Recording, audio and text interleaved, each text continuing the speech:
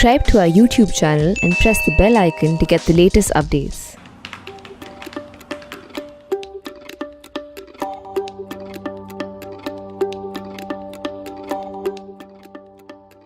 As we often do, our national interest begins with three questions. Number one, can a virus have a religion? Number two, can a pandemic have an ideology? And number three, can a humble drug like hydroxychloroquine have so much of the world's politics riding on its back?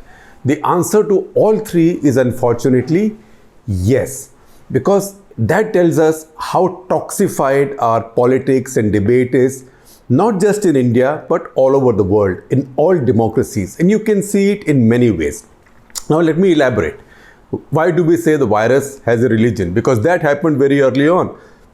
It happened when the Tablighi congregation took place in Delhi's Nizamuddin.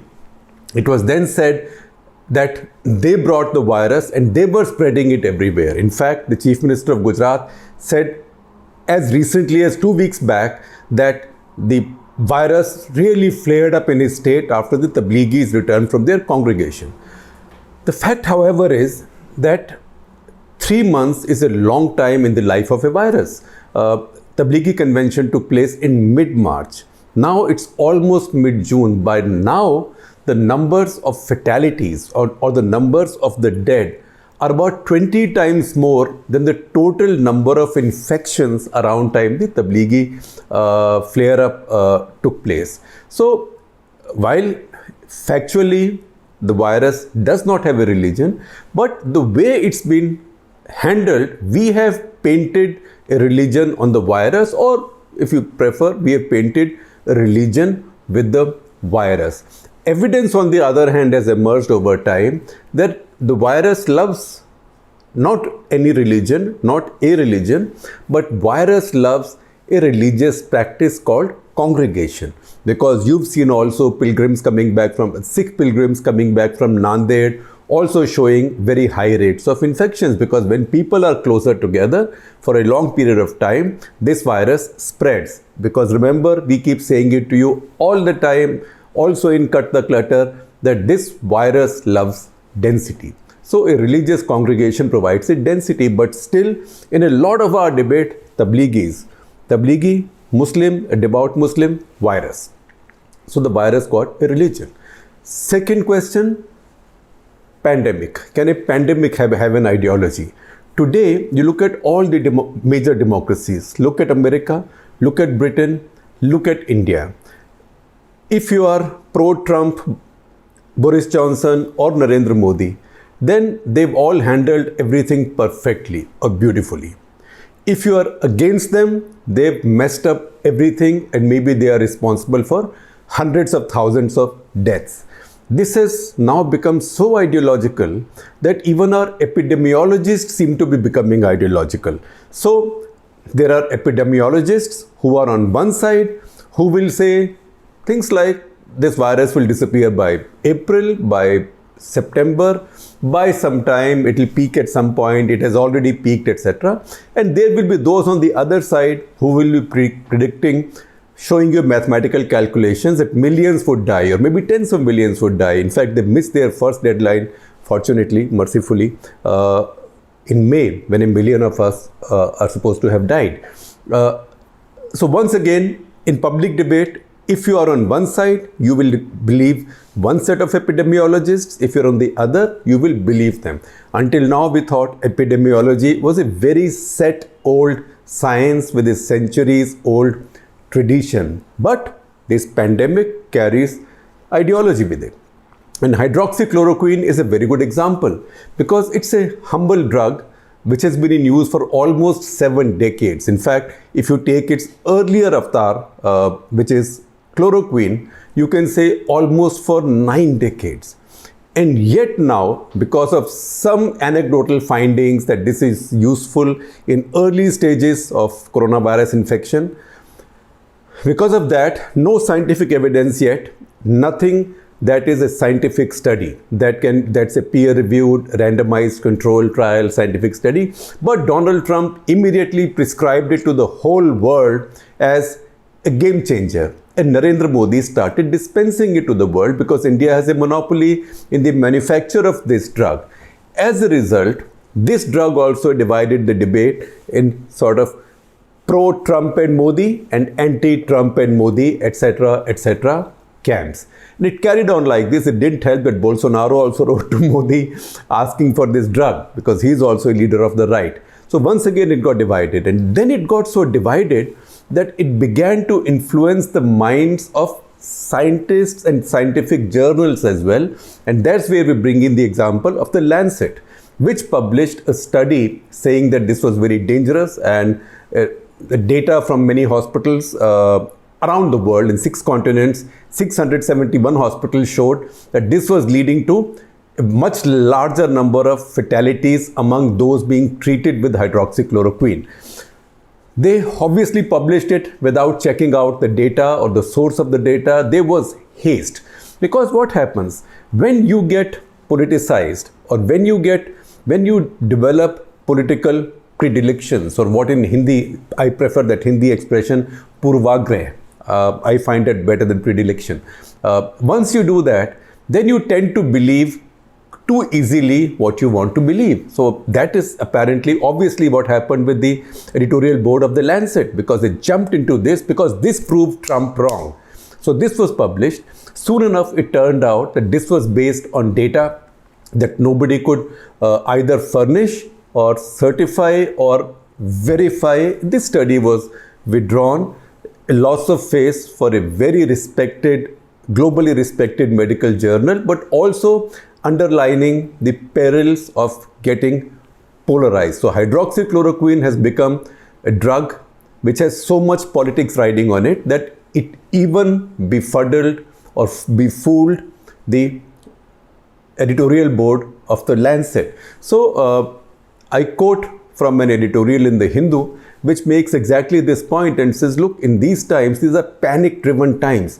Everybody is looking for something. And when you are so hasty, you can make mistakes. Some of your diligence, some of your review processes can be shortened far too much. So be careful. But they also say that you have to be careful to realize that even something as noble as drug research, pharmaceutical research, also has finance, power, politics, all those things riding on it. And that's what's happened with this little drug. So that is what the answers to these 3 questions tell us. And we are elaborating these to tell you what the consequences can be. Now, you might say, okay, this goes on. Why should we bother so much?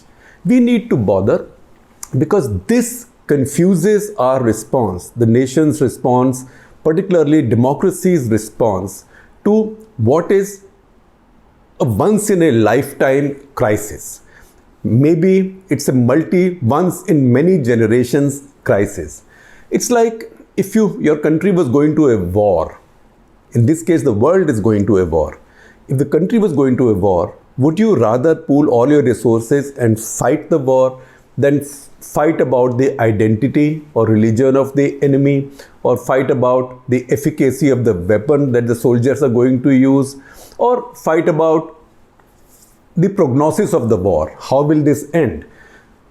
All that is not relevant right now. What is relevant right now is to get together and to leave it to the professionals to fight this war, or the soldiers to fight this war. And the soldiers of this fight are scientists, researchers, clinicians, paramedics. They are the ones who have to fight this war. And there are examples. If you look at data from Mumbai, for example, now we know that a very large number of people recover from this virus. Even among those who are hospitalized, a very large majority recover.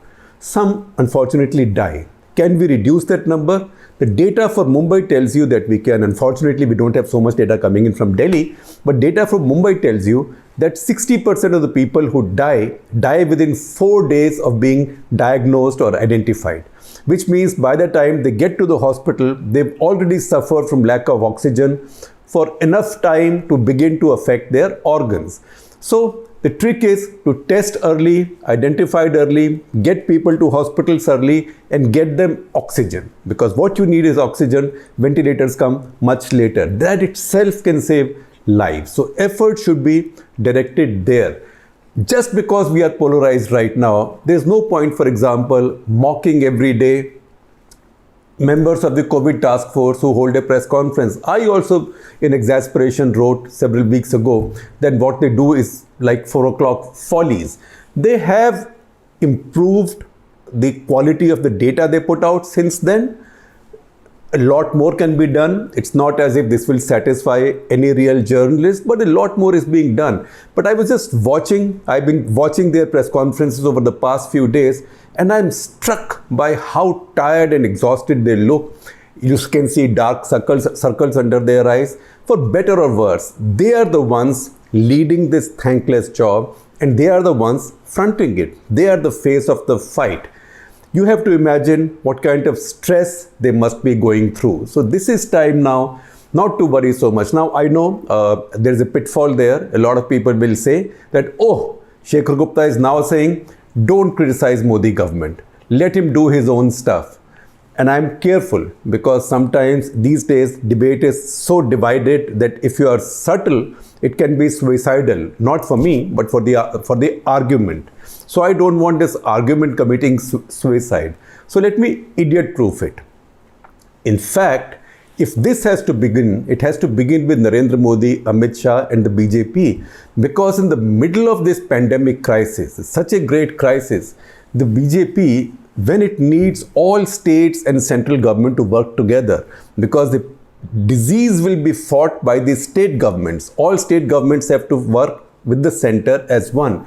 At this time, for the central government and the BJP leaders to launch an assault on so many non-BJP governments, West Bengal is a good example, or launching toppling operations on opposition state governments, as in Rajasthan, is a terrible thing to do. And as long as that goes on, it will be difficult to close ranks, for this country to close ranks, to fight either this pandemic or tomorrow, God forbid, if the Chinese come calling deeper or if the Chinese refuse to go away. So this is the time for the direction, the political direction for a closing of ranks to come from the BJP and the Prime Minister. You cannot have this fight with a sense of unity and also your normal divisive politics or normal day-to-day politics. Why should we say divisive? Because politics is conducted for winning. So normal politics go on. This